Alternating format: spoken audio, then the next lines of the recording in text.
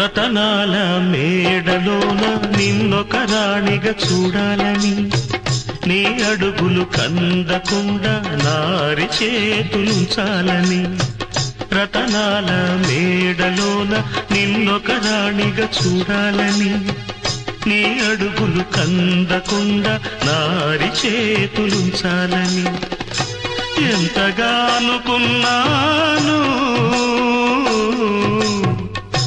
ఏమిటి చూస్తున్నాను. ఎంతగా అనుకున్నాను, ఏమిటి చూస్తున్నాను.